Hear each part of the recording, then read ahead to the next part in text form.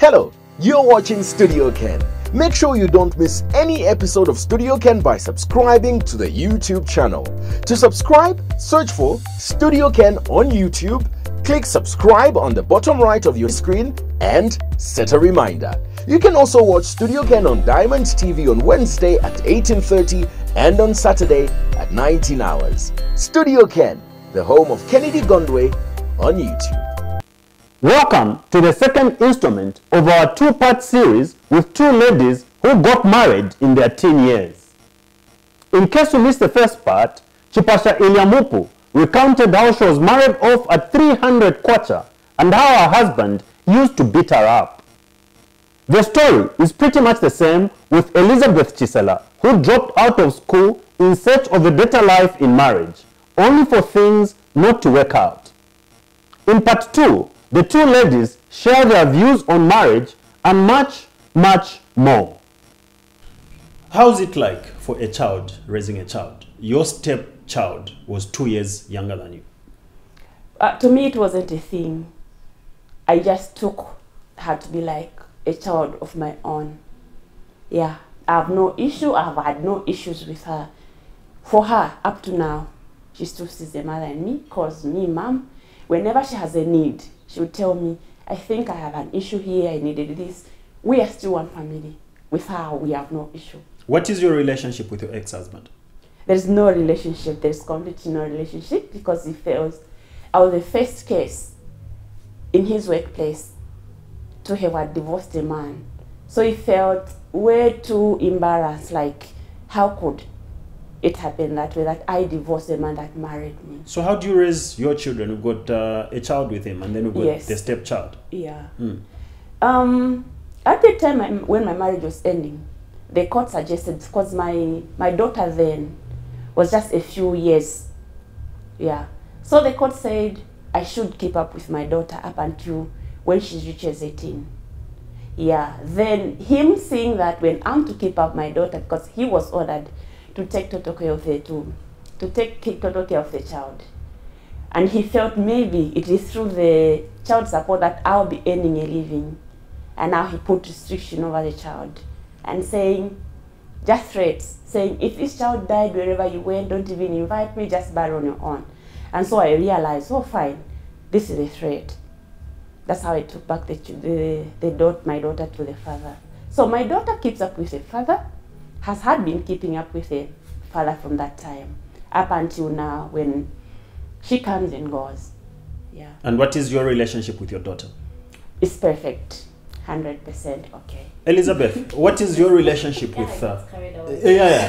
What is your relationship with your ex-husband's family, as well as your ex-husband?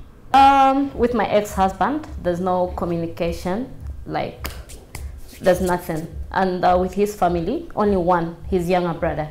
He's the only person that would call me and ask how are the boys doing. Yeah, whenever I'd need something, he would reach out to me. That's the only person I communicate. So you're the one who's keeping the two children? Yes, I'm keeping them. What do you make of marriage, you ladies?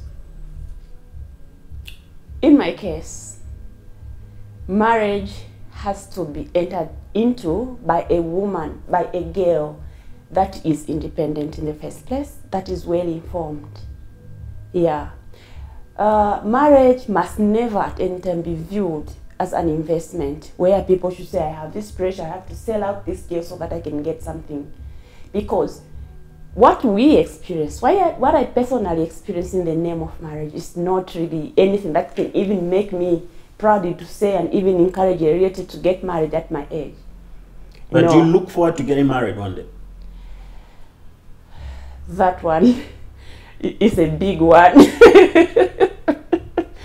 Yes, I look forward to getting married one day when I find a man with whom it shall feel right. Have you dated from the time that you divorced? No, I've never dated. Why? I don't just feel it and see it no more, because I feel each time I think about marriage, issues, a lot of my past experiences, the trauma just cramples me. It feels like maybe any person, maybe the next person that I engage, I get entangled in, would be the exact like my ex was. So it's a little bit difficult for me to get to trust the issue of dating again. I believe so much to say people coexist. As I was married to a wrong person, there must be some person out there who is the right opposite of my ex. Yeah, maybe until such a time when I get that one who would really prove to be the right opposite of my ex. Will I come back here? Now, how will you know? You have to go into it for you to know. Usually, because of a number of interviews that I've had done. So a number of people, all they think about loving me is their offer is giving me a good sex, which is not sexual abuse, and they're like, come on, I'm a mother. Why would I just go into this thing because somebody is promising me sex, which will not be hateful as my previous one?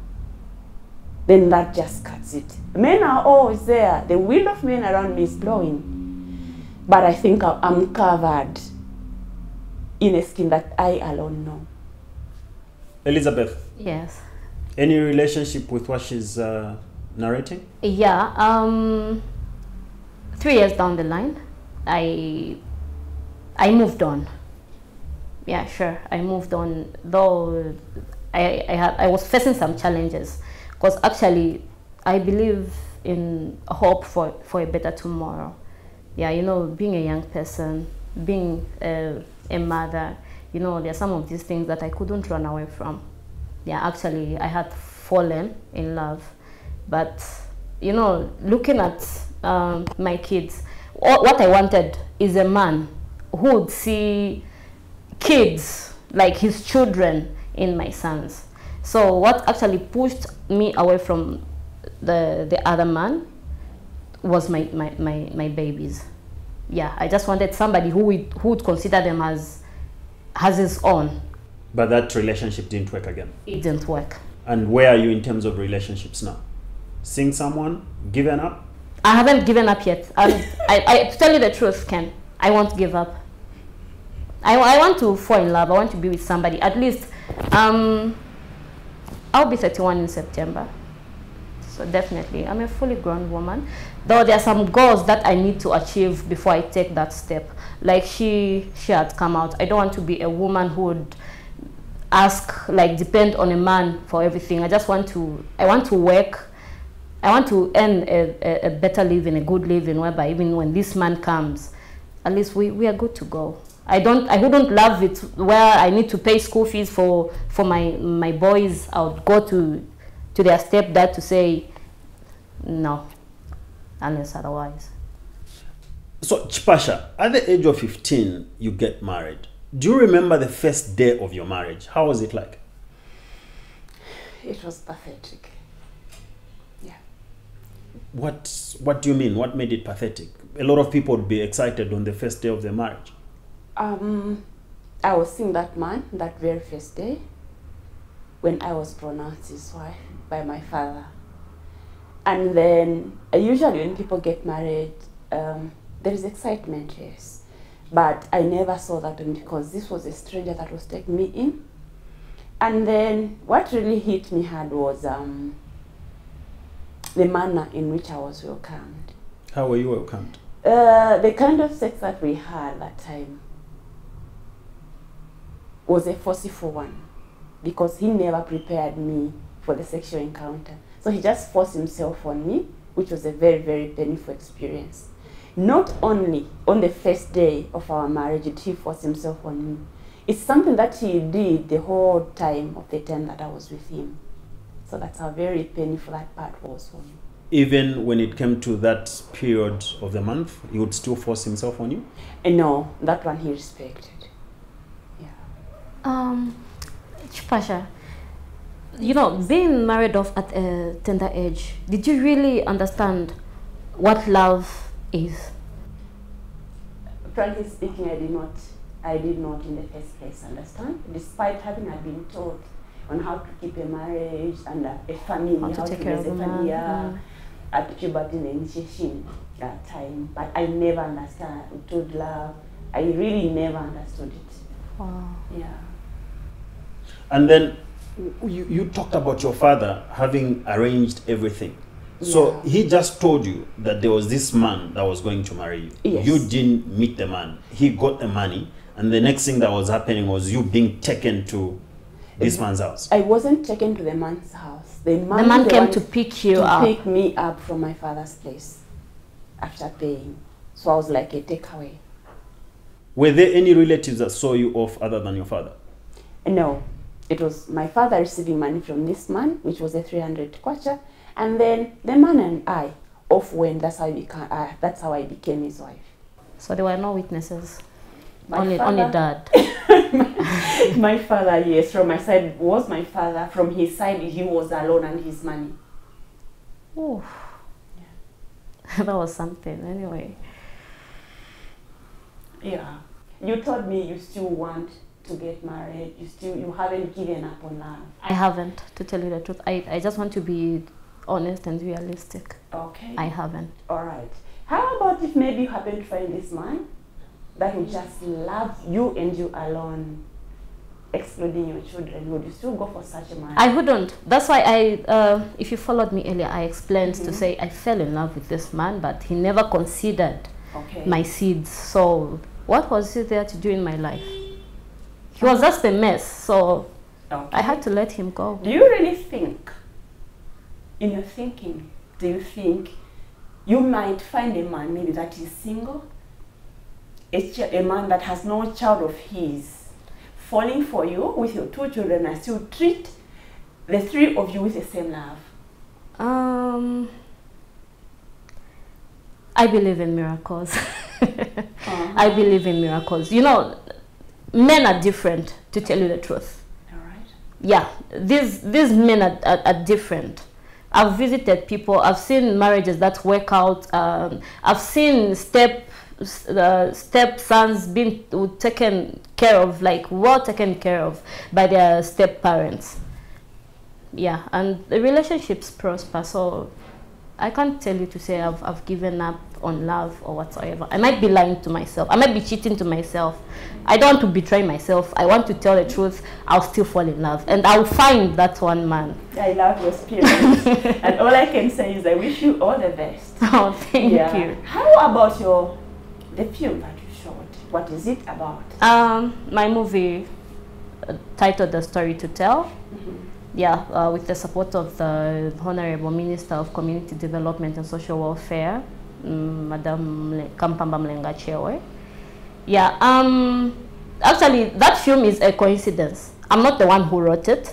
A friend approached me, he's a producer. He said, Elizabeth, you're a good actress. He saw me in Pali, so he approached me and told me to say, I think I want you to play this role. And then, you know, I was given, coincidentally, I was given a role that I was experienced. It's like something that I was going through. It's like somebody told him to say, Jonathan, go and tell Elizabeth to play this role because she's gone through such kind of stuff. So that's how I started that project. And, you know, when I went to the minister's office, I couldn't tell her to say, Madam, this story is based on a true life story. Actually, this is my true life experience. I wanted to share it with her, maybe when we launch it. So what does the movie talk about? It talks about early marriage as well as gender-based violence. Hello, my name is Edem Jokoto and you are welcome to Studio Ken. Please subscribe. If someone came to you, a 15-year-old came to you and sought your advice on marriage, what would you tell them? I would really advise them against getting married at such a tender age. You know, marriage is a lifetime commitment. That's one thing we all need to understand. And I'm living a life of regret because actually I regret. You know, whenever I see myself, I look at my papers, I could have been a better person by now. I could have been a way much better person. I could have studied whatever I wanted if only I had listened to my dad. When do you think is the right age or time for one to get married? At least when one has completed school one has built their own self-confidence. Yeah, at least whereby you've built your career. So as you're entering that marriage, whether abusive or not, you're able to think right. Yeah, at least maybe 30, 28, 30. Sure. I'm sure by then somebody would. Okay. Chipasha, do you think that is the correct time for one to get married? I would say yes, though it's dependent. For a female, I think the rightful time would be, because it's not every person that will have the privilege to get to college, go to university and the like. For those that feel, because it's a personal decision, which one has to make with an informed decision. So if those that can get to make an informed decision about marriage, immediately after grade 12, those that have no hope to get to the next step, to the tertiary education and the like, I feel it is okay for them because they would be already above the age of 18. So for those that have what it takes to get to upgrade themselves through tertiary education, I feel after graduating, yeah, maybe from a college, maybe from a university, but if it is a female, they have at least to start working and then start earning their own money, able to provide for their own family, other than bumping into marriage. What I saw in the college that I was in, a situation of immediately a person graduates, is done with their study, they get into marriage, because that will still place them at a dependent level. Yeah, they'll still be parasites, whoever would be keeping them, because they don't have their own livelihood means. Chipasha, yes, according to your experience, like what would you advise this young girl who wants to get married at the tender age of maybe 15 or 16 rather? My advice to that the then Chipasha and the then Elizabeth is, marriage is not a playground for people that have nothing to call their own. They mustn't view marriage as an investment or as a means of getting security. No. All they can get married to at that age is their books. They have to get married to their books in the first place, get an education, marry an education in the first place until they are between 25 and 30 or even above when they are ready. Because getting married to an education, you control this husband called education. Once you've had your first marriage with an education, you get now Mr. Right, who is an employment. You never go wrong there, because you get into this marriage with your own things, and then a person won't toss you around as I was tossed. Chipasha, with everything that we've gone through, there are certain situations where men marry girls who they later on take to school. They look at that as love, maybe genuine or not, and also invest in their wives-to-be. What would be your advice to this girl who has got no means to go to school? They find a man who marries them and promises to take them to school, and indeed takes them to school. My advice to such girls, those that find a love that is even able to upgrade them, they must at all times to stick to that man. Though it mustn't be, it's not a rule that once a person is taking you out to school, then you have to start worshiping them. And now, usually these people, most of these men that take women to school, they begin feeling whatever she owns thereafter, the education and everything is theirs. They forget the input that this girl has put in, the time to study and everything, despite them paying. Yeah. So maybe to some men also who have the tendency of taking girls to their school and then marry them out of feeling and thinking these girls must marry them out of sympathy. It mustn't be there, because love is love, plainly love, with or without money. For a person that genuinely loves you, they will do anything for you, and not really wanting to come back here and make news. No, I took Chipasha to school. She's now this and this. She has run out for me. The truth about love, the love that I've known now, is love shifts. It just never dies out, completely dies. Take, for instance, if I'm engaged with this man today, The moment I learned, just as I learned about the weaknesses of my ex, my love shifted from him to holding myself. It shifts. And there's completely nothing which would stop love from shifting from this girl to the man who sponsored them to a next man who will be better. Sometimes they don't get to a more educated person, but they feel the other person, maybe the next person, is more compatible. Forget about the chemistry, the morphology of one's body, but it all calls for marriage, calls for the compatibility in the two. How about in the case of this man who takes the lady to school and maybe even ends up educating that lady more than they are educated, and then the lady leaves them after that? It is very normal. It's not only ladies that are taken to school and they've left those that sponsored them. Even men are there who were helped out by their women, their wives, their girlfriends to a certain level. The moment they get to know, the moment they reach to where there was light, they realize they don't belong there. Sorry, I'd really love to cut you short. Do you think it is right to do such a thing? Like whereby somebody sponsors you, you're in love, you get it. You were a nobody the time that that person came into your life. You know, they've educated you, you get a good job, and then you end up disappointing them. Is that, I think that's being inhuman. Whether you're a man or you're a woman. Okay. May I use her as an example? Sure. Your father did everything for you for your education. And then you ditched his idea of going back to school. Completing your school, you got married. Has your father disowned you? Nope, he hasn't. No. Did he get annoyed at some point to say, oh no, I'm done with this girl, I've tried this, that and that? At some point, but he still got back to his because that is only a father-daughter point of view. Sure. Love in some other people was just never meant to take them to get married.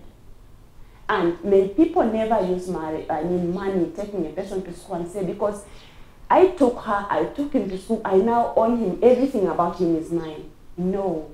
If a relative, or even if this man, that woman did not stand in the life of this person to upgrade them, God uses anything. Even any stranger that you even have never come into close contact with would have helped you. Then how many people have helped us, and how many people we get married to? Okay. People must be together. Okay, Chipasha, can you, okay, if at all, I don't know how I can come out, like, I want you to understand.